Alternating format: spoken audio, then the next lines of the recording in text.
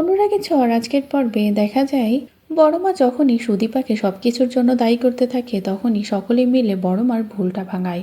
এক পর্যায়ে বড়মা শান্ত হয়। তারপরে আদিত্যর মা বলে, বর্দি তুমি যদি রাজি থাকো তাহলে এবার অব্র বড়মার সিঁথিতে সিঁদুরটা পরিয়ে দিক। যে কথা শুনে বড়মা আর কোনো আপত্তি করে না।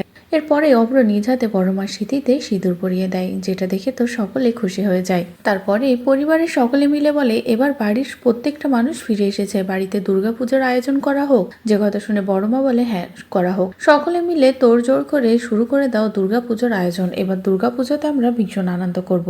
এরপরেই যখনই আদিত্য চলে যায় সেখান থেকে পরমাও চলে যায়। এদিকে সুদীপার মনটা খারাপ থাকলে তখনই অব্র বলে, আমার বোনের মন খারাপ কেন? এই দাদা থাকতে বোনের মন খারাপ হতেই পারে না, সবসময় মুখে হাসি থাকবে, দাদা আছে তো। যে কথা শুনে সুদীপা হাসে। অন্যদিকে পরমা আদিত্যর সাথে কথা বলতে গেলে আদিত্য একটাই কথা বলে যে, তুমি আমার দাভাইকে ভালো রাখো, আমি আমার দাভাইয়ের কোনো ক্ষতি মেনে নেব না। আমি চাই তুমি তাকে ভালোবাসো, ভালোবেসে তার সাথে সুখে শান্তিতে সংসার করো, যেমনটা আমি করছি। আমি সুদীপাকে ভালোবাসি, ওর সাথেই আমি সংসার করতে চাই, সব স্বামীর দায়িত্ব পালন করতে চাই। যে কথা শুনে তো পরমা কষ্ট পায়। অন্যদিকে আড়াল থেকে সুদীপা সবটা শুনে ফেলে। তারপরে সুদীপা বলে, ভালোবাসা এত সহজ নয়, ভালোবাসার কথাটা পবিত্র, তাই যখন তখন বলবেন না। এদিকে অব্রও সবটা শুনে কষ্ট পায়। অন্যদিকে পরমা নিজের ঘরে গিয়ে কান্নাকাটি করতে থাকলে অব্র পরমাকে বোঝানোর চেষ্টা করে, কিন্তু বারবার কোনো এক পিছু টানের কারণে অব্র পরমার থেকে দূরে সরে যায়। তারপরেই দুর্গাপুজোর আয়োজন শুরু হয়ে যায়। সকলে তৈরি হয়ে মায়ের সামনে যায়।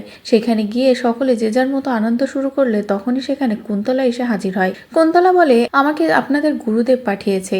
যে কথা শুনে তো বড়মা কুন্তলাকে প্রণাম করা শুরু করে দেয়, আর তারপরেই বলে যে, আপনি এখানে আসুন, বসুন। তারপরে কুন্তলা বলে, আমার গুরুদেব এই বাড়িতে আমাকে পাঠিয়েছে এই বাড়ির নতুন 2 বউয়ের ভাগ্য গণনা করার জন্য। যে কথা শুনে তো সকলেই চমকে যায়। এদিকে সুদীপা তো কথা ধরে, বলে যে মানুষটা মারা গেছে, যে মানুষটা নেই, সে কিভাবে বলে যেতে পারে যে এই বাড়ির 2 বউয়ের ভাগ্য গণনা করার কথা? তখনই কুন্তলা বলে, তুমি কি আমাকে সন্দেহ করছো? যে কথা শুনে তো বড়মা রেগে যায় সুদীপার উপরে। এরপরে কুন্তলাকে বসার জায়গা দেওয়া হয় আর বলা হয় যে এবার ওদের ভাগ্য গণনা করুন। এরপরে কুন্তলাও বলে, এবারে একে একে আমি সবাইকে খুঁজে বের করব, তারপরে সবাইকে শেষ করব যেভাবে ওরা আমার পরিবারকে শেষ করেছে।